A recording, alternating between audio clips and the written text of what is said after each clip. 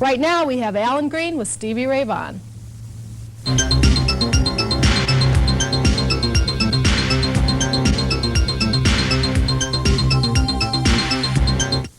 Hi, welcome to Just Passing Through here on Cleveland Rocks. I'm Alan Green.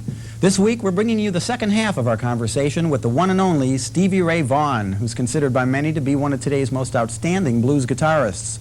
Stevie Ray grew up in Dallas, Texas, but by the end of his high school years decided to move to Austin, where there was a thriving blues scene. In 1981, he formed his current band, Double Trouble, and gained almost instant recognition. Now, despite the fact that he recently moved back to Dallas, he told me he still considers Austin his home base. And so here, I asked him if he still keeps in touch with the local Austin blues scene. As much as possible. I live in Dallas now for a little over a year. But what I remember about the scene there is when I first went down, Jimmy had already moved from Dallas to Austin. And there had been a blues and jazz scene and a country scene, but the blues and jazz was a lot bigger during, say, the 50s. Or as far as I know anyway. The B.B. King, Freddie King, you know, Albert Collins, Albert King, all these people coming through all the time. And there were a lot of local musicians that were really good, that were doing backup bands. And a lot of times the musician would just come in by himself and have this hot band from there, you know, or pick and choose from several, which is what basically Antone's does now. Right. Okay. That's kind of a legendary blues club there, isn't it? But when I moved down there in '72, like I said, Jimmy was already there and the scene was already happening. And it was basically a deal where there were some bands that, as this whole scene started getting really cooking, there was some bands that had already kind of settled into their form. But as a rule, most of the bands would change members there was like a cycle of a 3-month cycle, there was a 6-month cycle, and a 9-month cycle. And everybody would just change musicians. You know, if it got stagnant, the first sign of that, everybody would just kind of all break up and they would all start just reforming until they finally got to where there was several more bands that had decided that's who they wanted to play with. Like the Thunderbirds have been together now for what, 15 years, you know. And Double Trouble for, God, nearly 10, you know. So there was that kind of thing that went on, and with all of that switching around and working with each other, there's bound to be a lot learned and, you know, a lot of growth. It's a pretty tight camaraderie, right? Yeah, and everybody's, or not everybody, because that can't happen, but 90% of them, of all of us, are still real good friends and pushing for each other and pulling for each other whenever we get the chance. That's what's so fun about Antone's, you know, is that you go down there and there's a house band, but the house band is really could do 3 different bands or 4 bands at once if they wanted. And in fact, right now the Antone's house band is on the road, and I just got to see them on Texas Independence Day in New York. They were at the Lone Star. Yeah. What's their name? They're just called the Antones. The Antones.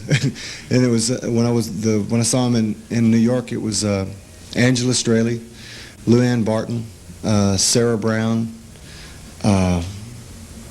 Marsha Ball, Dr. John,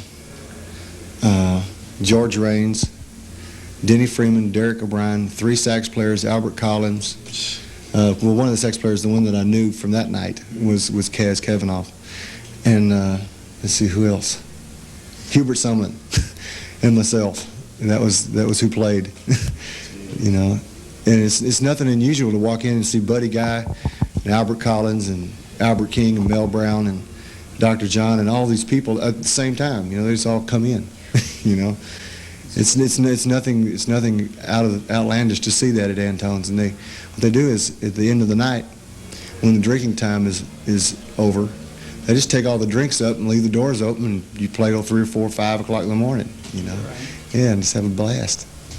Let's talk quickly about, like, when you and the Fabulous Thunderbirds appear together.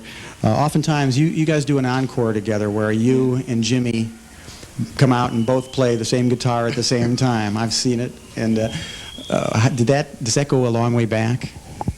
I guess the idea probably does, but we've been doing it for off and on for a few years. But lately, we've been doing it where he plays 6-string bass and I play regular guitar. You know, it's mainly because we got tired of playing the same songs. You know, but it's always a pleasure to play with Jimmy. Lately he's getting more and more killer on steel guitar, and we're looking forward to doing some recording with that thing going on. You know, we're looking forward to doing an album together. But that's one thing that we want to include for sure is him playing steel, because he can get it. That was one of the questions I was going to ask you, if you had anything in the works between the two of you. It's got to do with scheduling, you know, and as soon as possible. What's happened so far lately is every time we both want to do it, either they're fixing to go make a record and we're fixing to hit the road, or we just got back and they took off, you know. So as soon as possible we'll get to do it. That's great news. I hope so. Blues is obviously a very expressive form of music, very emotional. Do you ever have those nights when you just don't feel it? Yeah, and I hate them. But, you know, I figure if I stop and just let it happen on those kind of nights, that, you know, maybe it's just that I'm not seeing exactly what gets across anyway, you know. I can't always hog the feeling for myself. You know, maybe it goes to somebody else when I don't get it. I hope it does anyway.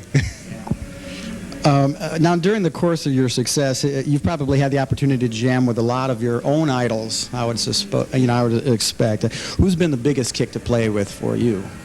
God,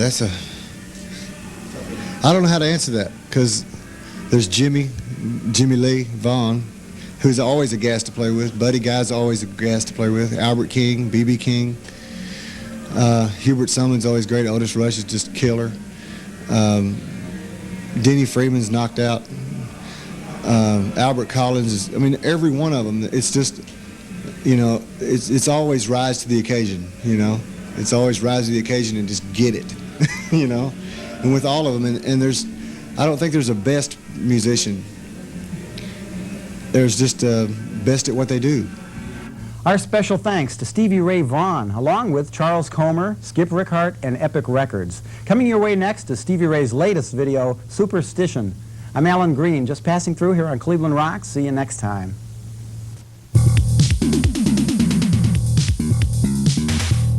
Hello, everybody. This is Stevie Ray Vaughan of Double Trouble, and you're watching Cleveland Rocks on Channel 34. Dig it.